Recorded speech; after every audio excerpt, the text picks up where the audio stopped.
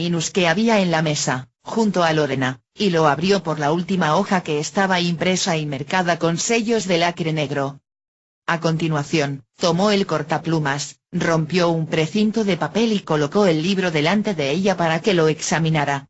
El notario la miró con la condescendencia propia de aquel que, tras luchar en 1000 batallas para proteger su reino, acaba donándolo a cambio de nada. Reconozco que estoy realmente sorprendido por la serenidad que demuestra en un trascendental momento como este, lo cual constata que mi elección ha sido la correcta. El viejo notario miró los ojos de Lorena y vio algo en ellos que le llevó a su juventud, a aquel tiempo en que las miradas de los seres humanos aún guardaban algún misterio que él no sabía convenientemente interpretar. Lorena leyó detenidamente el texto y tomó la pluma blanca de Anade. Empapó su punta en la espesa tinta negra elaborada en el medioevo y escribió una locución latina que significa tomo el relevo, in locuma liquis. Con el rostro impertérrito, estampó su firma en el libro de protocolo. En ese momento pasaba a ser la nueva titular de la notaría.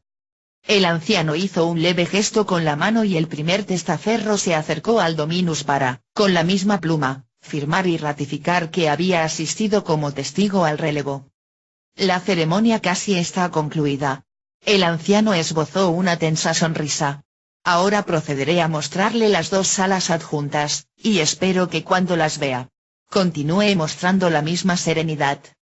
El viejo se acercó a Lorena, como si quisiera cerciorarse de algo verdaderamente turbador, y miró sus ojos fríos. Lorena tenía una mirada gélida como el hielo, el viejo tuvo un presentimiento monstruoso. Acompáñenme. Le mostraré el verdadero corazón de la notaría, dijo extendiendo la mano. Es un lugar imprescindible en el organigrama del bufete, dado que un laberinto, para no ser una cárcel, debe tener una entrada y una salida difícil de encontrar. El hasta entonces notario titular hizo una pausa y pareció buscar otras palabras para explicarse mejor. Toda notaría debe tener un registro que sea público, aunque para acceder a él hay que saber una clave. El anciano extrajo una llave y se detuvo ante unas letras que estaban talladas en una barroca puerta de madera que protegía un recinto que Lorena ya había visitado esa misma noche. Aeternus relictum. Testamentum sapio tristes umbra. Esta se levantó y extrajo de la solapa de la levita el ojo de Gebura, y se lo engarzó en su vestido de satén. El viejo se extrañó al ver que Lorena, en vez de dirigirse hacia donde él estaba y proseguir con la ceremonia de traspaso de poderes, se volvía a sentar en la misma silla y extraía de su bolso 3 objetos circulares. El viejo dejó la llave en la cerradura y se acercó a Lorena, observado por su testaferro. Cuando llegó a la altura de la mesa y vio los 3 objetos, sintió por primera vez en muchísimos años algo que ya había olvidado, los latidos de su corazón. Lorena abrió la tapa de uno de los 3 objetos circulares, tomó el abrecartas de plata e introdujo la punta en una sustancia viscosa y negruzca, que se llevó la boca, degustándola placenteramente. El viejo no pudo mantener su eterna contención. Dio un manotazo al aire y el testaferro interpretó aquello como que debía abandonar la sala. Su jefe tenía los ojos desorbitados de ira. Siéntese, le ordenó Lorena en un tono de voz que irritó profundamente al viejo, pero optó por hacer lo que ella pedía, a la espera de confirmar sus infames sospechas sobre lo que estaba pasando. No es necesario que se esfuerce en mostrarme los archivos del relictum. Sé que ahí se guardan los testamentos de los muertos en vida. Como nueva titular de la notaría, lo que quiero es que hablemos del sacramentum. El antiguo notario sintió, por primera vez en su vida, que tenía los pulmones llenos de humo y le empezaba a faltar el aire. Lo que acababa de decir la mujer implicaba un profundo conocimiento del funcionamiento interno de la notaría, puesto que el sacramentum era la cantidad acumulada a modo de depósito monetario como fruto de la acumulación de bienes que proporcionaban los contratos del relictum, y que quedaba en manos del notario. Tu ambición no tiene límites. Has ido demasiado lejos, Lorena Regina. Incluso pareces exigirme algo que no te corresponde. Lorena miró durante unos segundos las inmóviles llamas de los cirios que ardían en el aire, y tras emitir un profundo suspiro, volvió la cabeza y clavó de un modo inmisericorde su mirada en el anciano. Alfonsito, Has usurpado durante toda tu vida un puesto que no te pertenecía. En una sucia jugada muy digna de ti, te apoderaste del cetro de la serpiente, robándoselo al que le correspondía verdaderamente. Ahora yo estoy aquí para que el ojo de Geburah luzca en el pecho de quien legítimamente lo merece. Un silencio sepulcral se apoderó de la sala. El viejo se sentía como si hubiera perdido el control de sus músculos. Esas 2 monedas de oro macizo que he dejado sobre la mesa, continuó Lorena, son las monedas que has estado buscando durante toda tu vida. Puedes quedártelas, pero estoy segura de que ahora ya no querrás hacerlo, porque sabes muy bien que constituyen la prueba irrefutable que demuestra que eres un usurpador. Lorena abrió el bote circular, que no era otra cosa que una pequeña lata de betún. No te conviene que nuestra conversación se alargue demasiado, porque si los que nos esperan fuera llegan a enterarse de quién eres realmente. ¿Te imaginas lo que podría suceder si les contara las malas artes que empleaste para hacerte con la notaría? Lorena volvió a untarse la lengua con la sustancia pastosa y negra que contenía la pequeña lata de betún, y continuó hablando. ¿Recuerdas, Alfonsito, cuando a los 11 años eras la admiración de las Ramblas? Era cuando hacías el famoso número del limpiabotas que pasaba tanta hambre que era capaz de comerse el betún. El anciano se sentía absolutamente abatido, incapaz de decir nada. Lorena le estaba demostrando que su elección como nueva notaria había sido la más correcta, ya que estaba usando con él la misma inmisericordia técnica que él había estado usando durante tantos años. ¿Recuerdas, Alfonsito? Hacías creer a todo el mundo que lo que comías era betún, cuando en realidad era. Lorena se llevó la punta de un dedo a la comisura de los labios, una muy ingeniosa mezcla de azúcar, extracto de café y aceite, que además de ser muy sabrosa, era capaz de sacar lustre a los zapatos. ¿Verdad que te acuerdas, Alfonsito? El viejo notario seguía sin decir palabra. Se sentía sin fuerzas y aplastado a la silla. Siempre has sido muy tramposo, Alfonsito. Y de trampa en trampa, lograste realizar tu obra maestra, ponerte al frente de la notaría. Lorena extrajo un contrato y lo depositó sobre la mesa. De niño lograbas llamar la atención por tu astucia y tus juegos de manos. Aquel notario se fijó en ti, y a pesar de tener fama de ser un auténtico demonio, vio en ti a un sucesor. Te sacó de la calle, te pagó el colegio más caro de Barcelona. Pero cuando vio tu malsana inclinación a las cartas y al juego, te descartó como sucesor. ¿No es así, Alfonsito Gómez Expósito? El anciano tenía el rostro desencajado. La prueba definitiva de que nunca pudiste ser el legítimo sucesor del anterior notario son esas 2 monedas de oro macizo que fabricaron las acuñaciones Yele. Tú intentaste reproducir las monedas en series infames, para que otros te solucionaran el enigma. Esas monedas las tendrías que haber descubierto tú, como hicimos Grieg y yo misma, pero tú no creaste una nueva senda esencial, la que cada notario debe diseñar ad hoc para elegir a su sucesor, sino que repetiste la que tú no fuiste capaz de recorrer. Y así descubrir el misterio que tanto te intrigaba, ita vitriolum non mi oculo. ¿Qué quieres? Dijo el anciano, con voz derrotada. Lo que quiero es que te alejes para siempre de mí, así como de la persona a la que me pediste que me enfrentase. Después del relevo, no quiero volver a verte nunca más. ¿Y yo qué obtendré a cambio?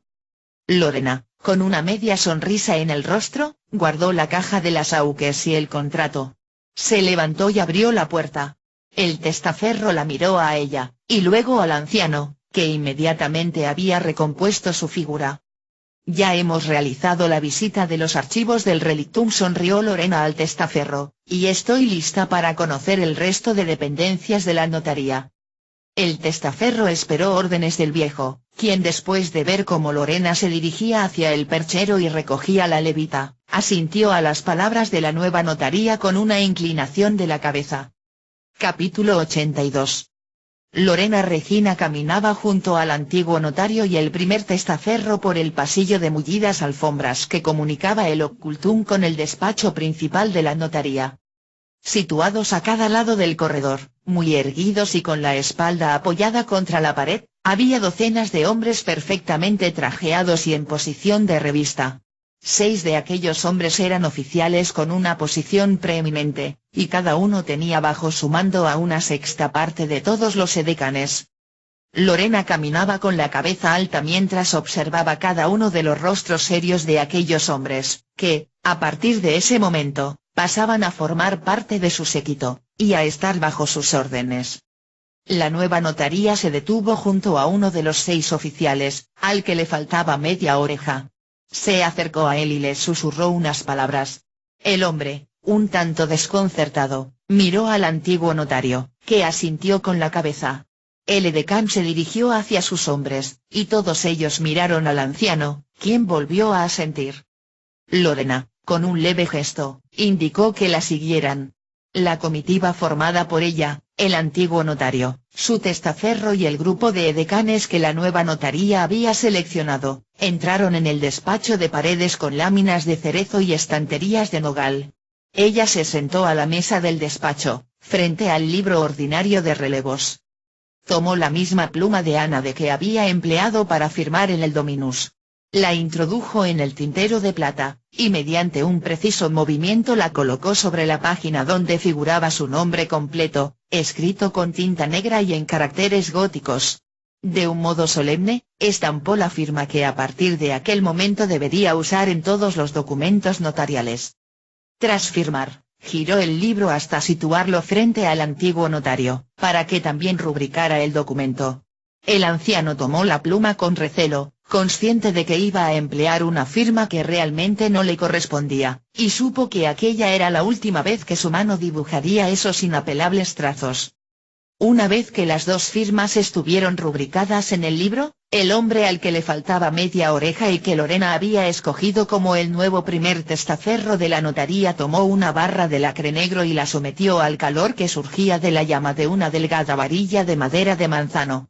Dejó caer sobre la firma del notario saliente unas gotas de lacre hasta que la recubrió por completo, y después estampó sobre la mancha un sello de plata con el lema, Non impedio quo minus tu proficiscaris. No impido que te marches. El mismo lema que Lorena declamó en voz alta, como ritual de la eterna renovación de la notaría. Una vez pronunciada la frase, se colocó solemnemente delante del notario saliente, que durante todo el tiempo había permanecido en silencio. Observó los ojos de aquella hermosa mujer que lucía el ojo de Geburá en el pecho, y no pudo dejar de pensar en la frase que tanto le gustaba usar cuando acechaba a sus presas, lo más secretamente temido acaba sucediendo siempre.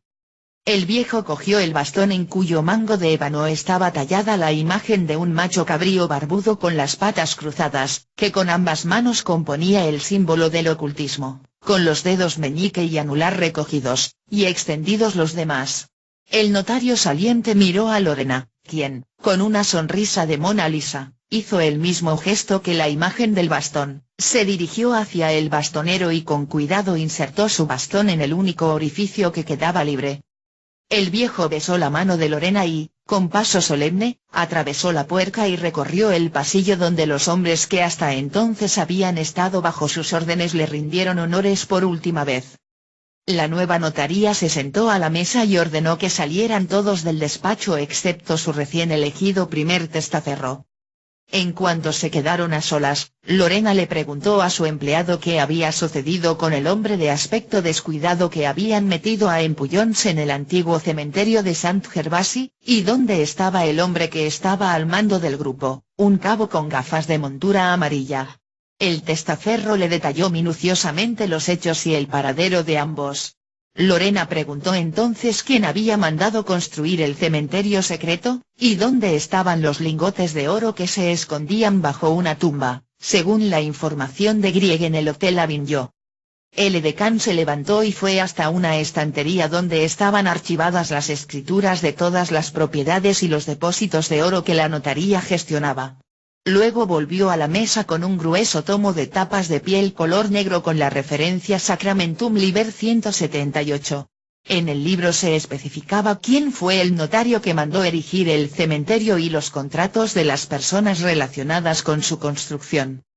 Lorena le pidió que elaborase urgentemente una relación completa de todos los depósitos ocultos de oro y que la dejara a solas. Luego ella se dirigió hacia el bastonero y tomó el mismo bastón que acababa de dejar el notario. Llena de satisfacción, observó el débil reflejo dorado que surgía de las letras impresas en los lomos de los volúmenes, como si fueran pequeñas estrellas brillando en unas páginas en las que se detallaba la inmensa fortuna que, a partir de aquel momento, debía administrar.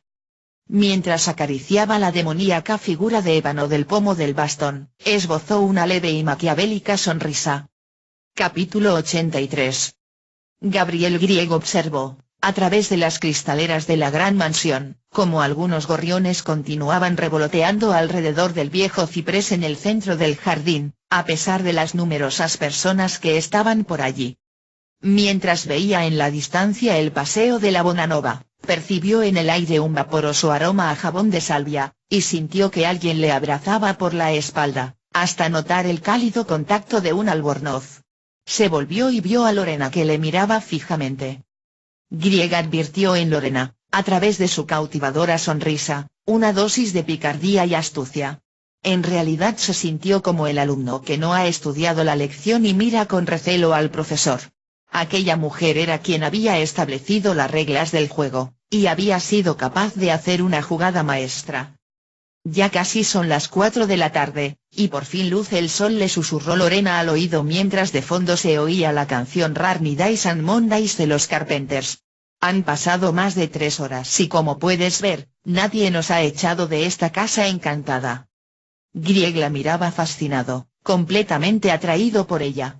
Lorena señaló hacia el jardín. Me están esperando, dijo, y salió de la habitación de Grieg para irse a la suya. Me voy a vestir. Mientras tanto, puedes hacer lo que quieras, al fin y al cabo estás en tu casa.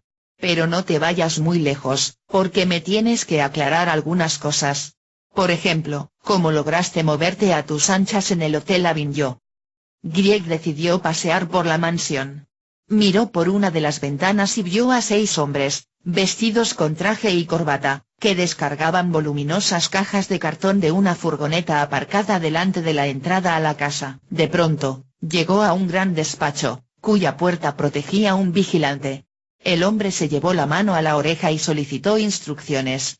La orden que recibió a través del comunicador fue positiva, puesto que cuando Grieg llegó a su altura, el vigilante inclinó la cabeza y le permitió el paso.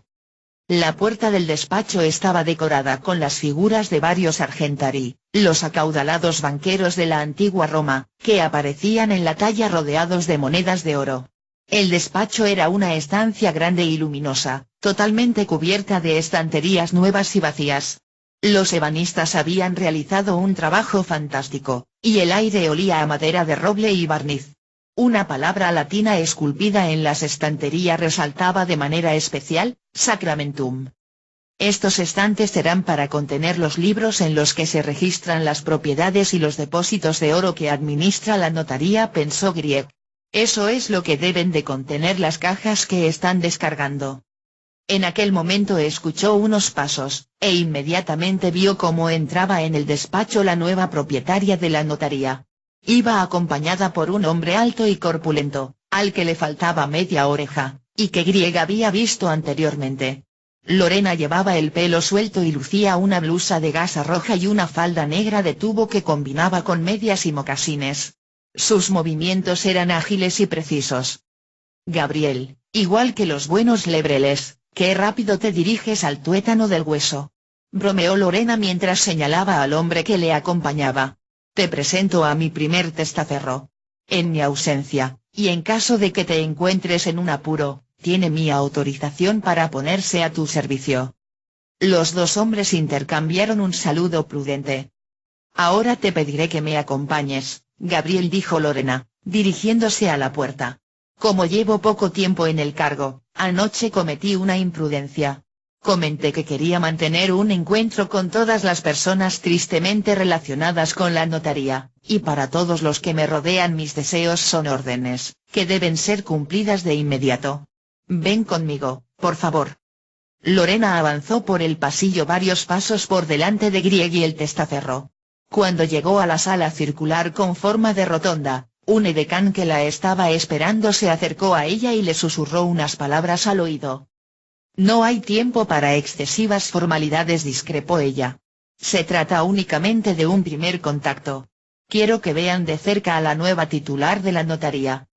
El edecán hizo un gesto para indicarles que le siguieran. Seguidamente, se abrieron dos grandes puertas de cristales esmerilados. Lorena tomó del brazo a Grieg y entraron en un gran salón de elevada cúpula y relucientes suelos, donde les esperaba un nutrido grupo de personas. No es posible, pensó Grieg observando los rostros de todas aquellas personas, provenientes de todos los estratos sociales, que miraban expectantes a Lorena. Esta se detuvo ante un hombre calvo y fornido, en su rollizo rostro destacaban dos encendidas mejillas cubiertas por una cuidada barba cana. El testaferro procedió a su identificación. Señora Regina, le presento a Pascual Revuelta. Está íntimamente ligado a la notaría mediante un antiguo contrato de relictum. Su delicada labor consiste en mantenernos informados del acontecer diario de los sectores más ortodoxos. Grieg y Lorena vieron que se trataba del inquisidor al que ella se había enfrentado la noche de Todos los Santos, y que a punto estuvo de quemarlos en la hoguera por brujos. Señora, dijo el hombre cariacontecido, sabe que puede contar con mi absoluta e inquebrantable fidelidad. Continuaron observando los rostros de aquellas personas, entre las que Grieg reconoció a varios colegas arquitectos, a los que saludó discretamente cuando él pasó a su lado. Unos pasos más adelante Lorena se detuvo ante un hombre de pantagruel y capa parda que iba vestido con un holgado traje azul a rayas, y en el que podía detectarse, por el negruzco color de las yemas de sus dedos, que se trataba de un fumador empedernido. El testaferro volvió junto a Lorena para hacer las presentaciones. Le presento a Marcel Forné. Es descendiente de una familia que está ligada a la notaría desde hace generaciones. Tutela la biblioteca que oculta el archivo público del relictum. El bibliotecario, sabiendo que era la primera vez que un nuevo notario quería conocer personalmente a algún miembro de su familia, saludó respetuosamente a Lorena y le entregó el horarium. Lorena se dirigió hacia un rincón de la sala, donde, medio oculto por una columna, se encontraba un hombre de aspecto desvalido y que tenía la mirada huidiza propia de un pobre perro apaleado. Llevaba puesto un traje que le iba varias tallas más grande, y daba muestras de que la luz de la tarde le molestase infinitamente, como si lo acabaran de rescatar de un tenebroso infierno tras permanecer allí muchos años. El hombrecillo se mostró asombrado cuando constató que el nuevo notario no era la persona a quien él había entregado el escrito y el sobre, hacía unas horas, antes de que lo rescataran, sino una bella mujer de sedosos cabellos y etéreos ropajes. Esta persona es una excepción dentro del organigrama, le reveló el testaferro. Debo reconocer que no estaba al corriente de su existencia, y que, por expresa orden del anterior notario, permaneció recluido. Quiero que supervises personalmente su recuperación física y psíquica, ordenó Lorena. Recopila toda la información que haya en los archivos acerca de él, y el motivo exacto por el cual el antiguo notario lo recluyó. El testaferro asintió con la cabeza. Que todas estas personas vuelvan a sus ocupaciones, concluyó. Lorena y Grieg volvieron al despacho. Allí el silencio los envolvió como una cálida y agradable brisa. Ya sabes, Solveig coagula. Algo tiene que destruirse previamente si se quiere crear otra cosa, comentó la mujer. ¿Cómo se resolvió finalmente el asunto del cementerio viejo de Saint Gervasy? Preguntó Grieg. Bajo la tumba donde dormía el vigilante, como tú me indicaste, había depositada una gran cantidad de oro, que tras el relevo en la notaría no creí conveniente que continuase allí, y ya ha sido debidamente trasladada y depositada en otro lugar mucho más seguro. Temo por la suerte de los dos tipos, tanto por la del viejo como por la del calvo arrogante. Vayamos por partes. El viejo se suicidó bebiéndose de un trago el contenido de todas sus cápsulas. ¿Por qué llevaba a cabo una vigilancia tan extraña? Por los contratos, las hipotecas vitales, los planes estructurales estratégicos definidos por los antiguos notarios. Qué sé yo, el laberinto es inmenso y las pasiones de las personas, tan grandes como impredecibles. ¿Y el calvo? El problema causado por ese tipo ya es historia, contestó Lorena. Por lo visto, se le aplicaron grandes dosis de su propia medicina, y te aseguro que la terapia le ha sentado de maravilla, ya que está plenamente convencido de que no le conviene estar a menos de 5.000 kilómetros de distancia del lugar en el que tú y yo nos encontremos. Lorena guardó silencio. De repente, extrajo del cajón de la mesa un documento que Grieg inmediatamente reconoció como el contrato que había firmado con el antiguo notario. Y ahora ha llegado el momento de que me ocupe de ti, mi dilectísimo Gabriel. Capítulo 84. Lorena se encontraba en su dormitorio, acercándose lentamente a la persona que había firmado el contrato que llevaba en su mano izquierda, y que le comprometía de por vida con la notaría de la que ella era titular. Gabriel, aún no me has contado cómo lograste que nos dieran un trato tan preferente en el Hotel Avignon. Eché mano de mis contactos, respondió Grieg. Hace algunos años participé en el diseño y en la construcción del hotel. Me debían un favor, y pensé que había llegado el momento de hacerlo efectivo. Esto es para ti, dijo ella tendiéndole el contrato. Te aseguro que no lo he leído, aunque reconozco que me intriga muchísimo saber cómo llegó a captarte el antiguo notario. Grieg suspiró de alivio al recuperar aquel infame documento. Una persona que estaba presente en el besamanos de esta tarde, repuso él, donde por cierto has sabido moverte como pez en el agua, me aconsejó no hablar de ese tema con nadie. Grieg le acarició el pelo. ¿Qué sucedió? Básicamente, no tuve en cuenta las consecuencias que podría acarrearme el hecho de no investigar los misterios que se ocultaban en los subterráneos de una insignificante capilla, a cambio de ayuda en los comienzos de mi carrera profesional. Quizá tengas razón y sea mejor no hablar de ello, sugirió Lorena, aunque quiero agradecerte tu valiosa ayuda, sin la cual jamás habría podido alcanzar mi objetivo. Lorena miró otra vez la levita, perfectamente colocada sobre un galán de noche, en la que la piedra brillaba al sol del atardecer. No hace falta que seas tan modesta, Lorena, dijo Grieg mientras le acariciaba una pierna. Cuando usas el adverbio jamás no tienes en cuenta la inevitabilidad de tus propósitos, que también supiste esconder hasta encontrar el momento de mostrar tus cartas. Lorena soltó una carcajada. Me halagas, pero sin todas las revelaciones que me contaste en la suite del Hotel Avignon. Y el toque maestro que suponía llevar encima el betún de azúcar. ¿Cómo lo conseguiste? Durante algún tiempo investigué los orígenes del antiguo notario, pero decidí que era mejor esperar a que se olvidase de mí. Al final no fue así, y de pronto, llegaste tú. ¿No te interesa saber cómo convencí al notario?, preguntó Lorena.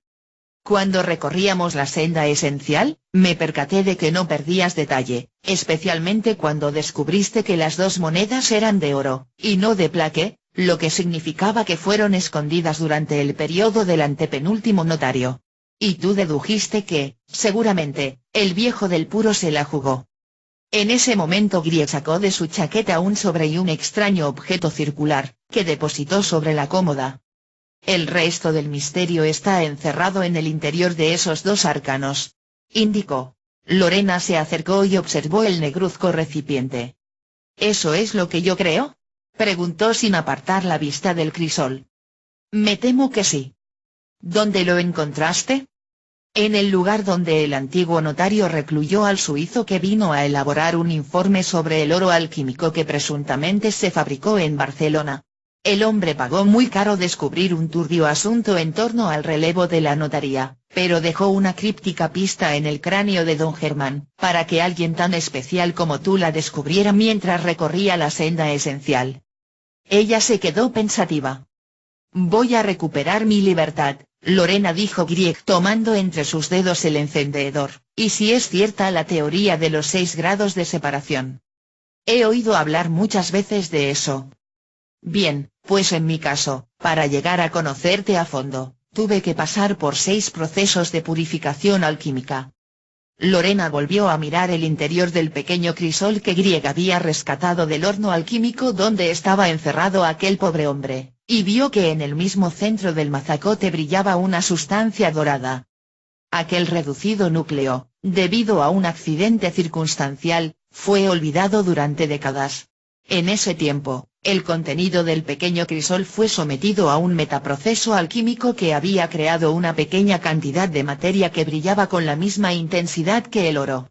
Lorena miró fijamente el núcleo dorado e intuyó que la hoja que detallaba aquel proceso alquímico podría encontrarse en el interior del sobre que Grieg había depositado sobre la cómoda de madera de cerezo. Escúchame, Lorena. Grieg cogió un encendedor.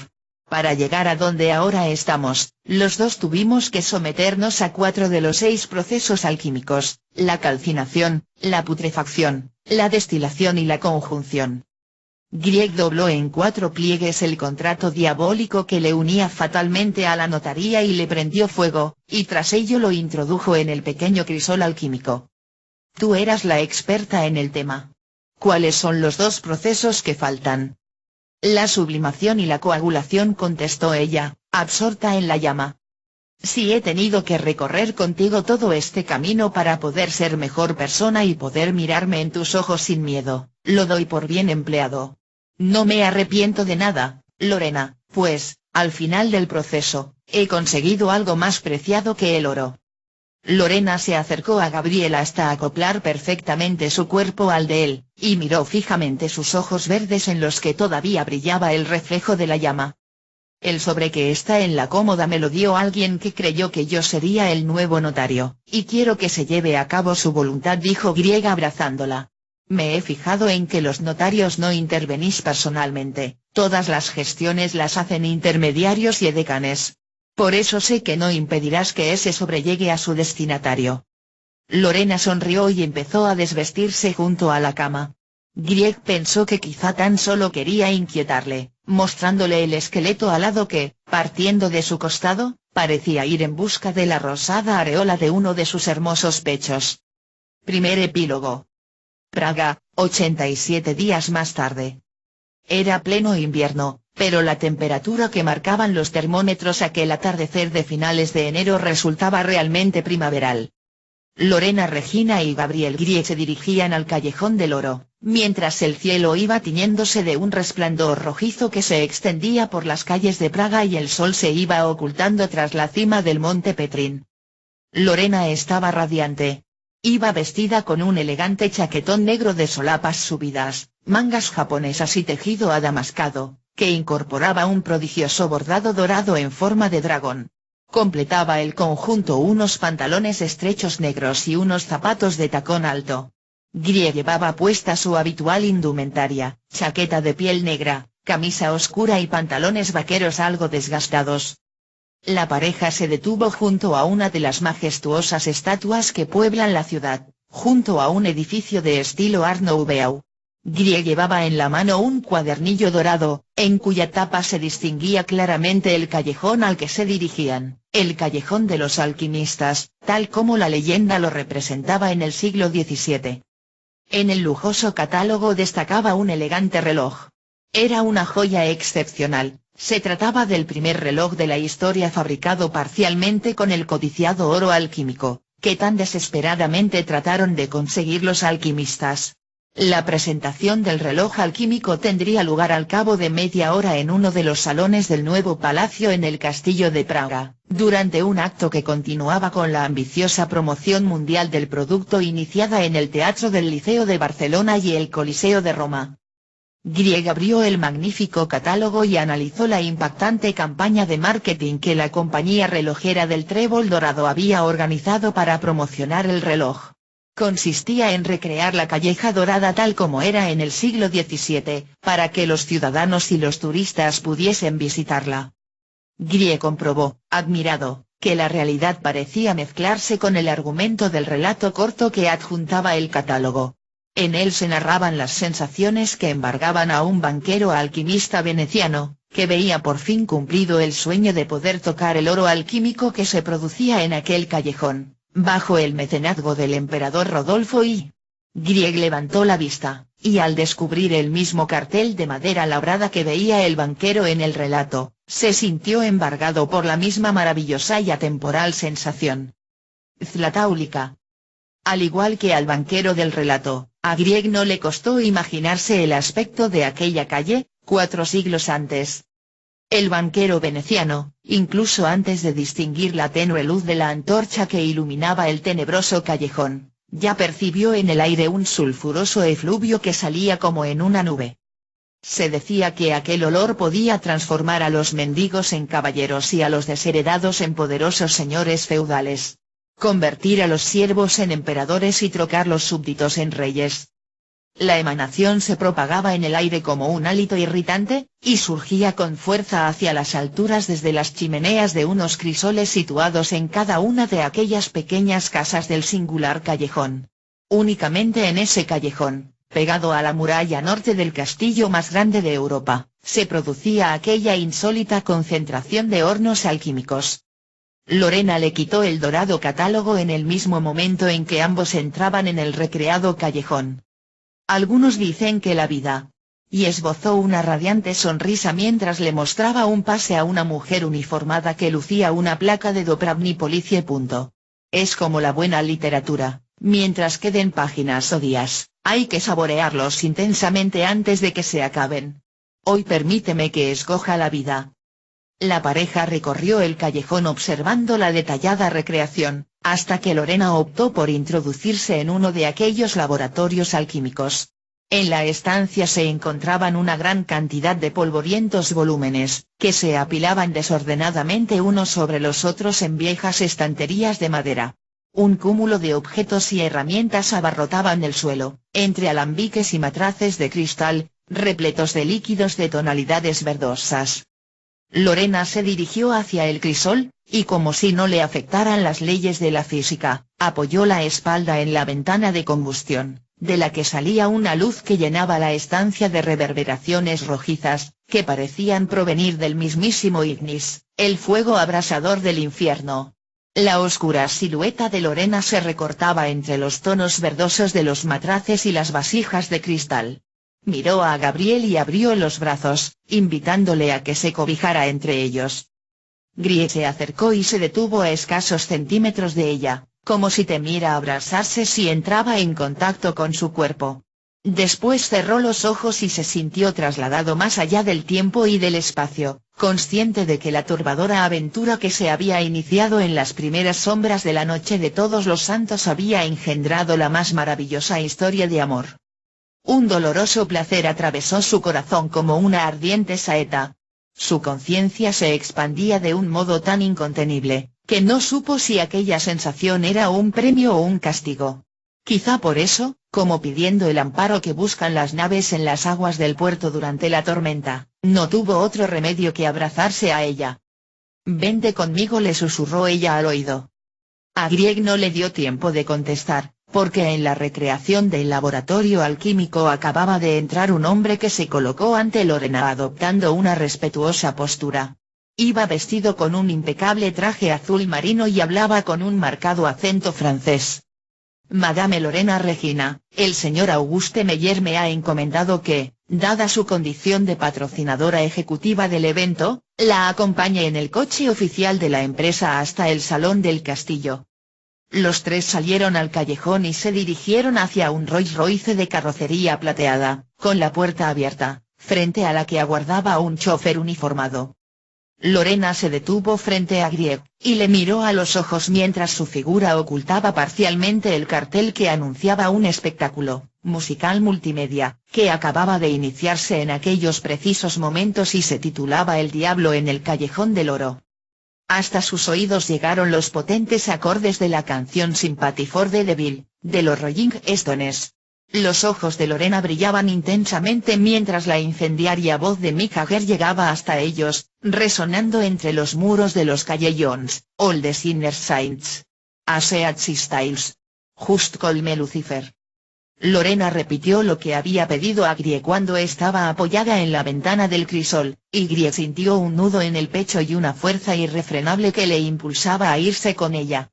Pero permaneció inmóvil y en silencio, mientras sentía que la oportunidad que estaba dejando escapar era tentadora como aquella leyenda que aseguraba que en la base del arco iris se esconde un caldero rebosante de monedas de oro. Please tome etiu.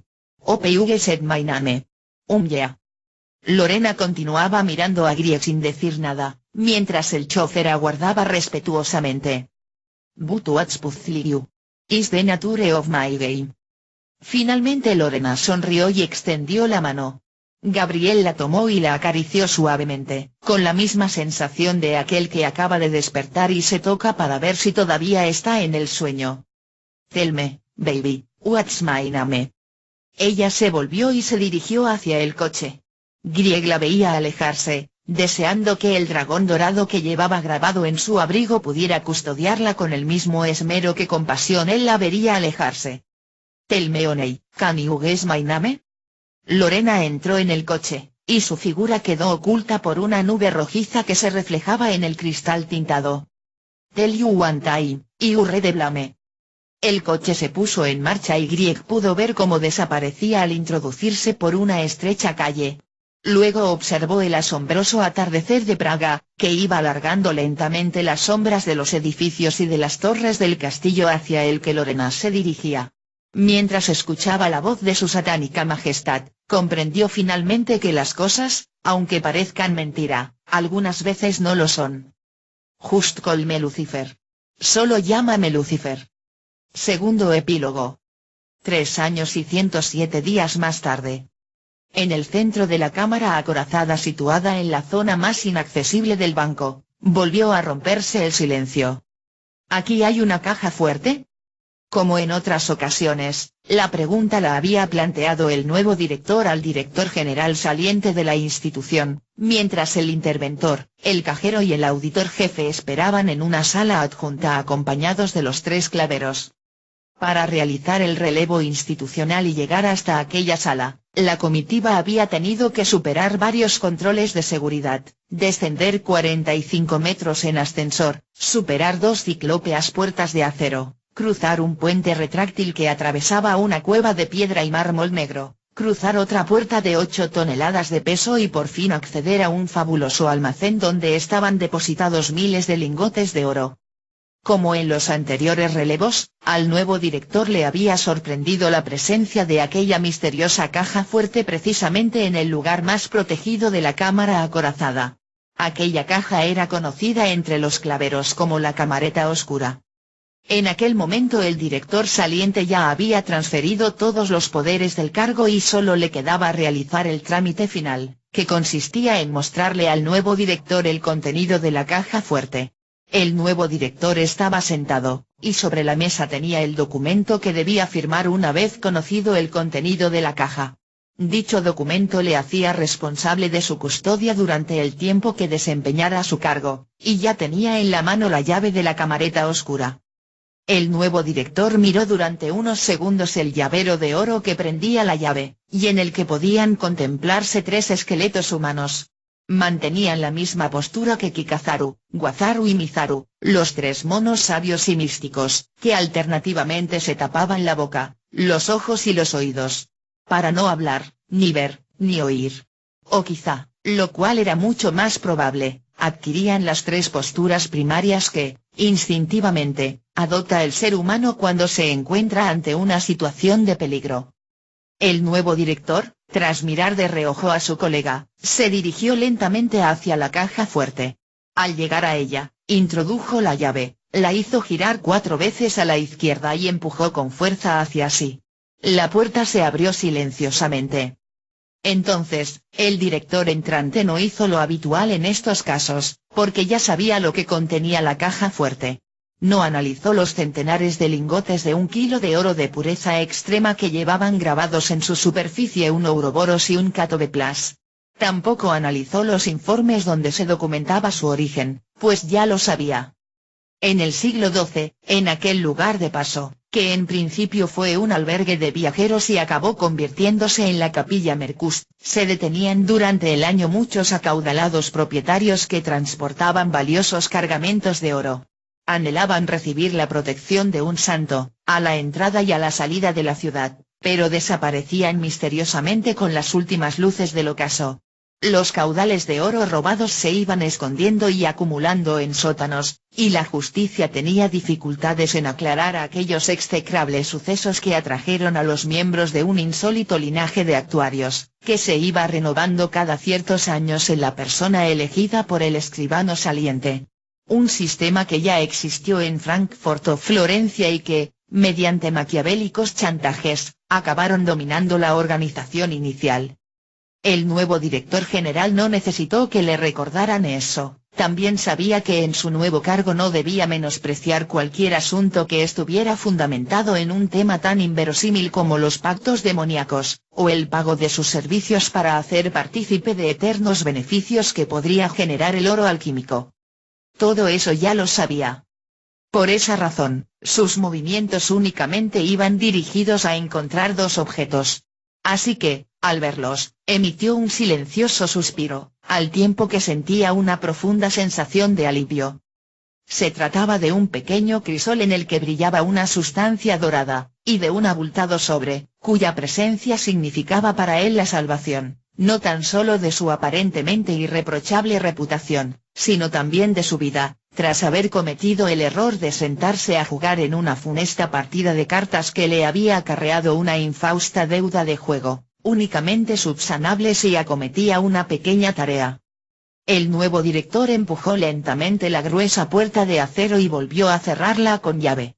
Y aparentando que estaba realmente impresionado por lo que allí se escondía, rubricó con pulso firme el documento que le hacía garante del secreto que encerraba la camareta oscura.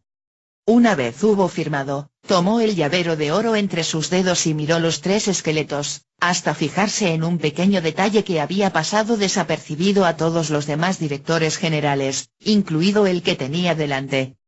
Apenas perceptibles, porque estaban plegadas a lo largo de las costillas, vio que una de las tres figuras era ligeramente distinta. Era un esqueleto humano con dos alas.